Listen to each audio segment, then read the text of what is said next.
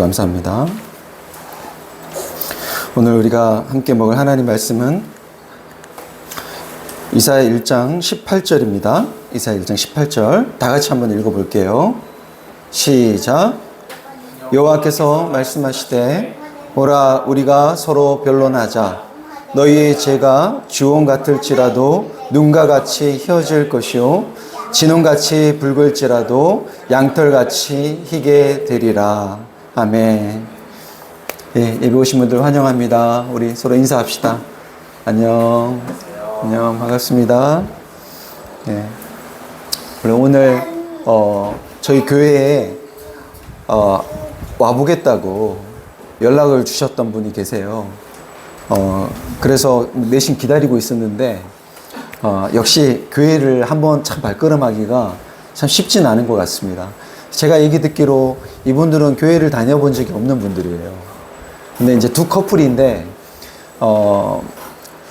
최근에 뭔가 심경에 어떤 일이 있었는지 교회를 좀 가고 싶다고 해서 제가 예전 알던 집사님으로부터 연락이 왔었어요. 언젠간 꼭 볼 수 있기를 바라봅니다. 오늘은 우리를 인격적인 관계로 부르신 하나님이라는 제목으로 말씀을 나누겠습니다.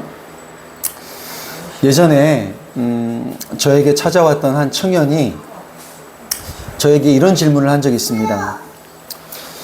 인간관계가 너무 어려운데 어떻게 하면 좋을까요? 그때 그 질문을 했던 청년의 물음 속에는 자신이 인간관계를 잘 못하는 문제가 있다는 생각이 깔려 있었어요. 그래서 제가 뭐라 그랬냐면 인간관계가 어려운 건 당연한 거야. 그래서 그걸 먼저 문제로 보기보다는 그건 그냥 당연한 거고 그리고 그걸 그냥 자연스러운 걸로 봤으면 좋겠어. 그렇게 말했습니다. 왜냐하면 사람은 사실 자기중심적으로밖에 생각할 수밖에 없잖아요. 그리고 제한된 자기 경험을 바탕으로 사고할 수밖에 없기 때문에 너무나도 서로 다른 인간관계가 힘든 게 당연한 것이죠. 오히려 이 힘들지 않아야 된다고 생각하면 더 그 관계 속에서 절망하게 되고요. 또 그 관계를 주저하게 되거나 포기하게 됩니다. 저는 가끔 우리 아이들이 부러울 때가 있어요.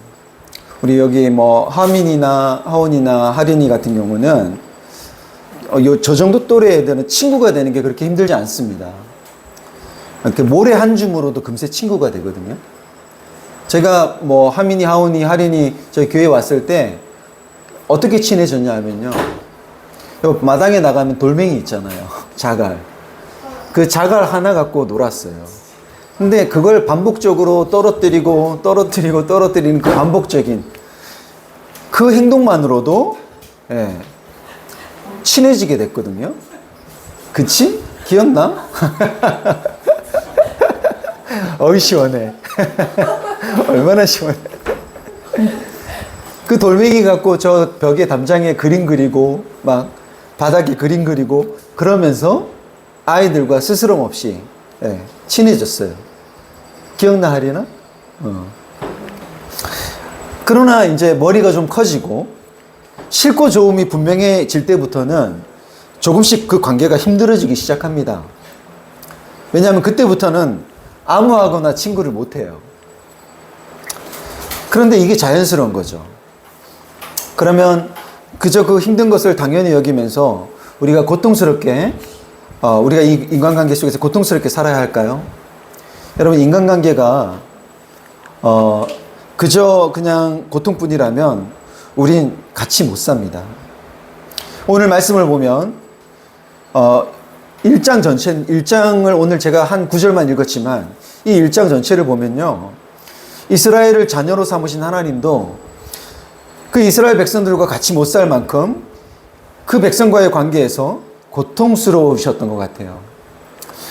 이스라엘을 뭐라고 얘기하냐 하면 내가 이 이스라엘을 자식처럼 기르고 키웠는데 소도 제 임자를 알고 나귀도 주인이 어떻게 먹여 키우는지 알건만 이 이스라엘은 알지 못하고 깨닫지 못한다고 꾸짖으십니다. 한마디로 짐승만도 못하다는 거예요. 아유, 이렇게 예쁜 애를. 네? 저 나귀보다, 소보다 못하다는 거죠. 이따 예배 끝나고 목사님한테 이렇게 해줘. 선풍기 해줘. 그래서 이스라엘 백성이 정말 이 소나 나귀보다도 못하다. 그러면서 하나님께서 하시는 말씀이 뭐냐 하면 슬프다는 거예요. 슬프다. 왜냐하면 이스라엘이 주님을 버리고 등을 돌리고 말았기 때문입니다. 하나님은 이스라엘 백성이 당신을 대하는 이 방식에 환멸을 느끼시는 거예요. 부모 맘도 모르고 부모 가슴에 못 박는 행동만 하는 자식을 내가 이들을 더 이상 견딜 수 없고 내가 이들과의 관계에서 너무 지친다고 하십니다. 여러분, 이런 마음을 느끼시는 순간들이 있습니까? 더 이상 견딜 수 없고 지친다. 그게 사람이죠. 최근 제가 가르쳤던 한 친구에게서 전화가 왔는데요. 남자친구와 교제하는 문제로 인해서 부모님과 갈등이 굉장히 심한 겁니다. 이 친구는 그 남자친구와 결혼을 하고 싶어 해요. 근데 부모님이 허락할 수 없다고 하시니까 마음이 굉장히 속상한 거예요. 그래서 더 이상 못 참겠다 싶었던지 폭탄 발언을 한 겁니다. 엄마 아빠가 반대해도 난 이 친구와 결혼하겠다. 그래 아주 비장한 각오로 이 부모님께 편지를 쓴 거예요. 그랬는데 그날 바로 엄마 아빠가 자취방으로 달려오셔서 뭐라 하셨냐면 내 눈에 흙이 들어가기 전에는 허락할 수 없다. 그러고는 돌아가셨대요. 그러고서는 그러니까 그런 엄마 아빠의 말을 딱 듣고는 하염없이 눈물을 흘리다가 저한테 전화를 한 거예요. 그래서 제가 뭐라 그랬냐면 각오한 거 아니었어? 각오하고 말씀드린 거 아니야? 너 예상한 거잖아. 근데 이렇게 울어버리면 어떡해? 근데 제가 너도 속상하겠지만 그런데 난 엄마 아빠가 받았을 그 충격이 더 클 것 같은데? 이렇게 얘기했어. 네 엄마 아빠가 받았을 충격이 정말 더 클 것 같은데? 내 눈에 흙이 들어가기 전에는 허락할 수 없다고 하신 게 무슨 말인 것 같냐? 내 엄마 아빠가 내 눈에 흙이 들어가기 전에는 허락할 수 없다고 하신 그 말이 무슨 말인 것 같냐? 난 네가 너무 귀해. 아무개에게 주기 아까울 만큼 아직도 난 네가 내 딸이 너무 귀해. 그 말이거든. 아직도 어디 내놓으면 다칠까봐 널 끔찍히 아끼는 마음이신 걸 텐데, 그런 마음이신 걸 텐데, 그 말을 거꾸로 생각해 보면. 그런데 그 부모님을 향해 그 폭탄 발언을 했을 때, 그 말을 들었을 그 부모님의 충격과 그 배신감이 얼마나 크셨겠냐. 어떻게 키운 딸인데 아마 너무나 슬프셨을 거야. 그렇게 부모 입장에서 얘기를 했더니 애가 갑자기 차분해지기 시작하더라고요. 그런데 우리 하나님 마음이 그와 같지 않을까 싶어요. 부모를 업신 여기고 지금 그 부모로부터 등을 돌린 것 같은 그 배신감에 마음이 지금 너무나 슬프신 겁니다. 그 배신감이 너무 커서 너희가 팔을 벌리고 나에게 기도한다 하더라도 거들떠보지도 않겠다. 아무리 많이 기도한다 하여도 듣지 않겠다 하십니다. 이게 이 말과 같지 않습니까? 내 눈에 흙이 들어가기 전에는 들어줄 수 없다. 결코 들어줄 수 없다. 이런 그 부모의 마음과 다르지 않아 보입니다. 근데 여러분, 신이 인간에게 이런 마음을 갖는다는 게 이해가 되십니까? 신이 인간에게 이런 마음을 갖는다. 여러분, 이스라엘에 대해서 지금 우리와 똑같이 지금 그분은 인격적으로 반응하고 계시는 거예요. 이건 그분이 인격적인 분이며 그 인격적 관계를 중요하게 여기는 분이라는 것을 보여주는 표현들입니다. 하나님은 기계적으로 작동하는 어떤 원리나 에너지나 어떤 원칙이나 힘 같은 분이 아닙니다. 그분은 우리가 당신을 그렇게 대하기를 원하지 않으세요. 그런 존재로 대하기 원하지 않으십니다. 이스라엘과 하나님의 관계는 마치 부부 관계와 같은데요. 우리가 아무리 부부가 돈을 잘 벌고 또 규칙적인 생활을 하고 또 집안일을 철저히 한다고 해도 부부가 같이 대화하며 함께 시간을 보내지 않는다면 더 이상 그 관계는 견딜 수 없고 지치게 됩니다. 여러분, 이건요, 인격을 가진 사람이라면 누구나 이 기계적이고 의무적인 관계를 원하지 않기 때문이죠. 근데 바로 하나님이 그런 분이라는 거예요. 이게 기독교의 하나님이 다른 종교의 신들과 다른 점입니다. 하나님은 우리에게 어떤 많은 재물을 바치는 것이나 아니면 반복적인 어떤 반복적인 수없이 하나님 앞에 드려지는 그 기도나 어떤 대규모의 집회를 바라시는 것이 아니라 같이 그분과 웃고 울기도 하고 화도 내고 싸우기도 하고 그런 어떤 인격적인 관계를 원하시는 분이라는 거죠. 다른 종교는 어때요? 많이 바치면 바칠수록 너의 공덕이 쌓인다. 많이 그 공덕이 쌓였다고 복받을 거라고 칭찬하는데 하나님은 도리어 뭐라 하십니까? 하나님 도리어 그 이스라엘 백성을 그렇게 많이 기도하고 많은 제물을 바치고 대규모의 집회를 열고 그런 그 이스라엘 백성을 도리어 어떻게 해요? 꾸짖으십니다. 그 하나님의 마음을 한번 생생하게 한번 보겠습니다. 자, 보십시오. 같이 한번 읽어봅시다. 시작. 너희가 나의 앞에 보이러 오지만 누가 너희에게 그것을 요구하였느냐? 나의 뜰만 밟을 뿐이다. 다시는 헛된 재물을 가져오지 말아라. 다 쓸모없는 것들이다. 분명하는 것도 나에게는 역겹고 초하루와 안식일과 대회로 모이는 것도 참을 수 없으며 거룩한 집회를 열어놓고 못된 짓도 함께하는 것을 내가 더 이상 견딜 수 없다. 나는 정말로 너희의 초하루 행사와 정한 절기들이 싫다. 그것들은 오히려 나에게 짐이 될 뿐이다. 그것들을 짊어지기에는 내가 너무 지쳤다. 너희가 팔을 벌리고 기도한다 하더라도 나는 거들떠 보지도 않겠다. 너희가 아무리 많이 기도를 한다 하여도 나는 듣지 않겠다. 너희의 손에는 피가 가득하다. 여러분, 이게 하나님이세요. 하나님 이런 분이세요. 근데 그러면서 하신 하나님의 말씀이 바로 오늘 우리가 읽은 말씀입니다.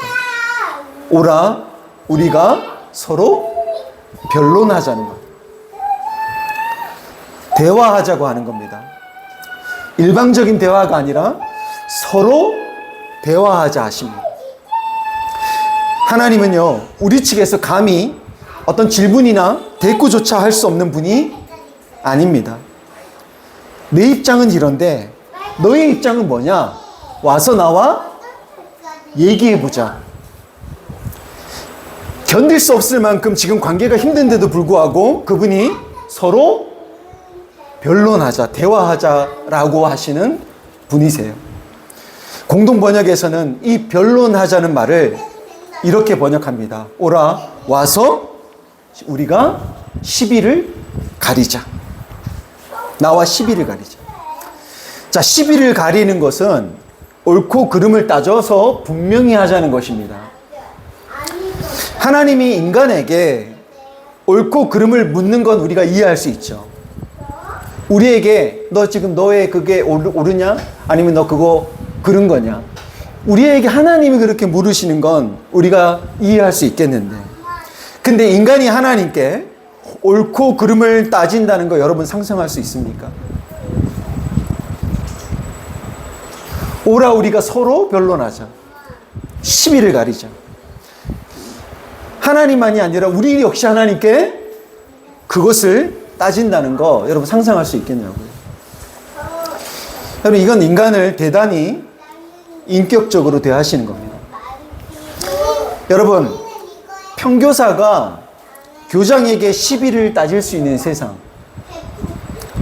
말단 공무원이 시장에게 시비를 따질 수 있는 세상, 국민이 대통령에게 시비를 따질 수 있는 세상을 여러분 바라지 않습니까? 우리가 정말 바라는 세상은 지위의 높고 낮음과 상관없이 나라는 인격이 차별 없이 동등하게 존중받는 세상일 겁니다. 그런데 이미 하나님은 종이 주인과 말조차 섞을 수 없는 저 고대 사회에서 당신과 지금 시비를 논하자고 하실 만큼 하나님은 그 백성을 인격적으로 대하는 분이십니다. 우린 그걸 알 수 있죠. 그리고 이 시비를 가리려는 목적마저도 놀랍습니다. 대체로 세상에서 시비를 가리려는 것은 뭐 하기 위한 것이에요? 처벌하기 위한 것입니다. 시비를 가리려는 것이 상대를 벌하기 위함인 경우가 많습니다. 그러나 하나님은 너희 죄가 진홍같이 붉어도 눈과 같이 이어지며 너희 죄가 다홍같이 붉어도 양철같이 되리라고 하십니다. 여러분 이 말씀은 시비를 가리려는 그 목적이 벌하기 위함이 아니라는 거예요. 그들의 죄를 양털과 같이 그리고 눈과 같이 깨끗게 하실 목적으로, 그 죄로부터 자유하게 하실 그 목적으로 지금 시비를 가리자고 하시는 겁니다.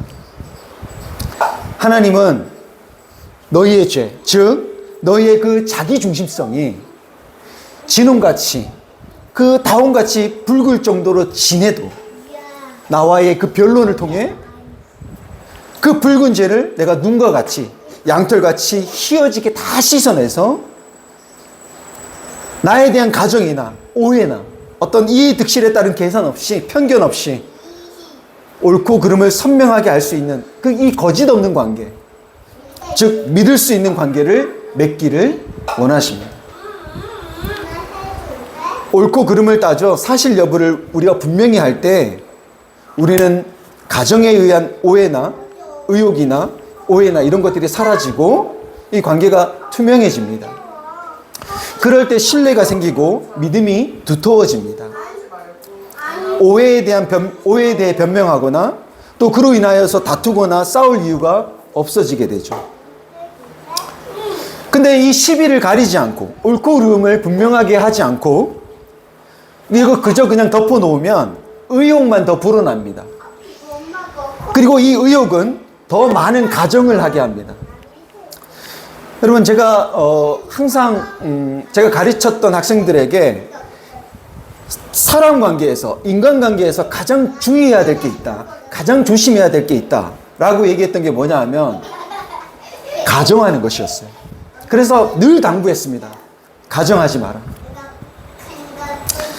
상대의 어떤 진의와는 상관없이 자기 마음대로 어떤 하나의 어떤 행동이나 그 말을 듣고 어떻게 하냐면 마음대로 쟤는 저런 사람이야, 쟤는 저런 마음일 거야, 저런 의도였을 거야 라고 가정해버리는 것입니다.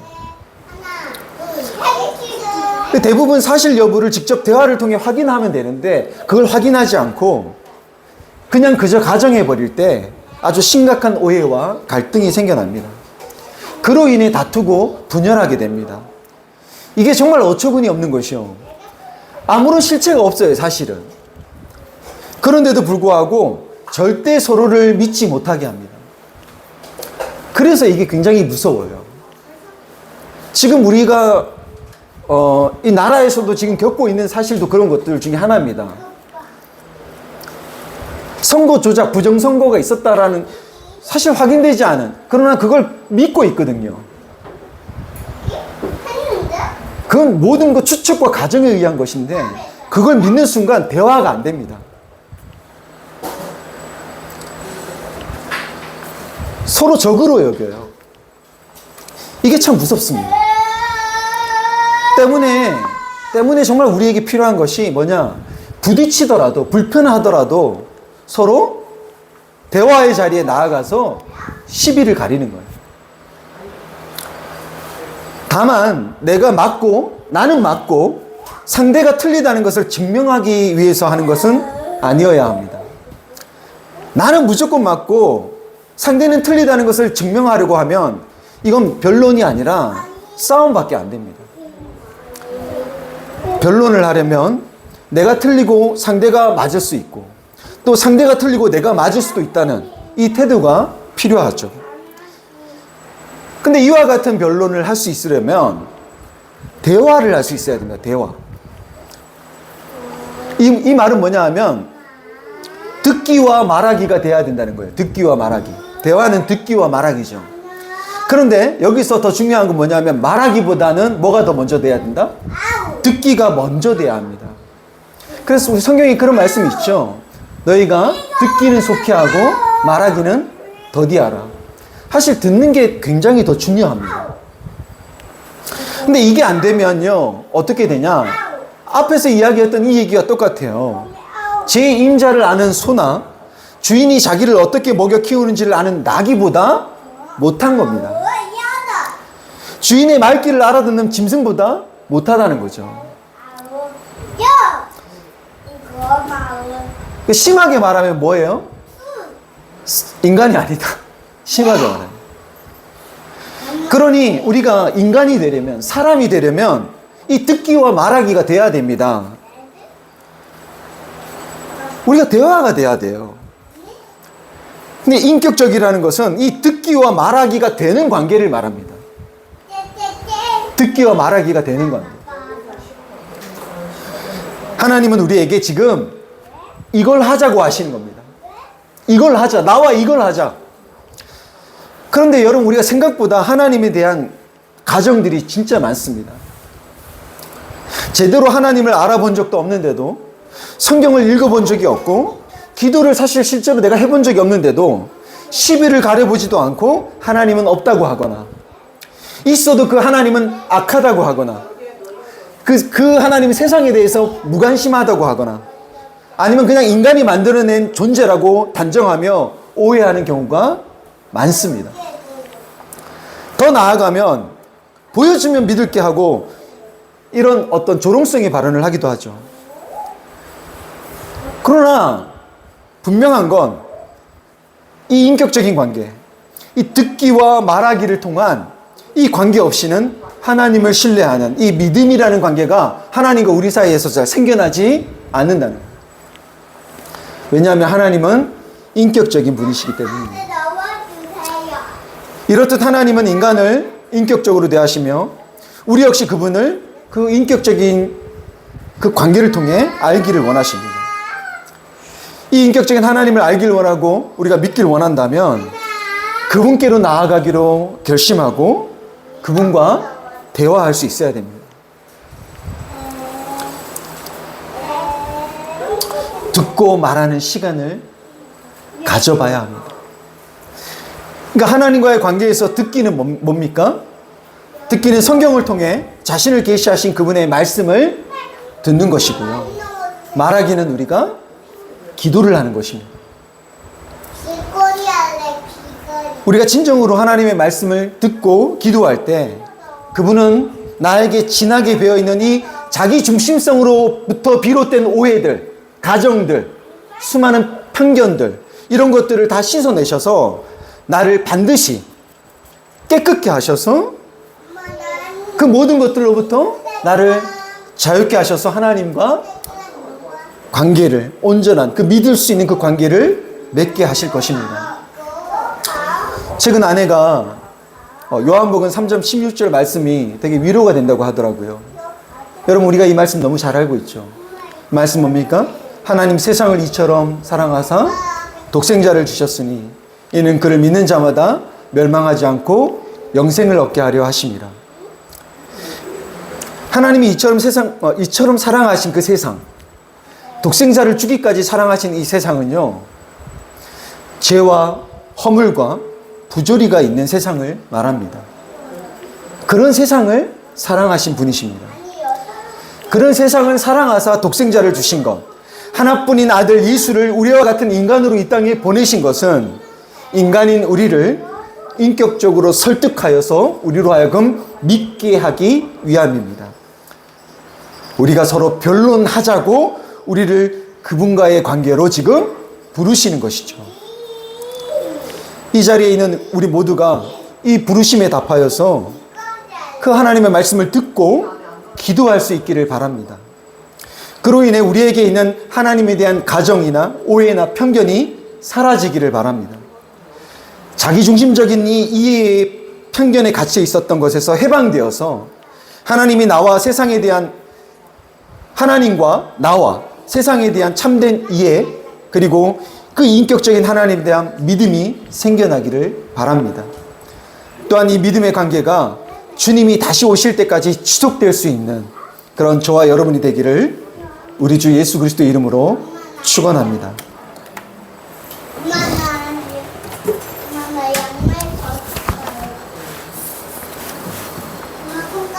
제가 한 5주간에 걸쳐서 계속 이 이야기를 하고 있습니다.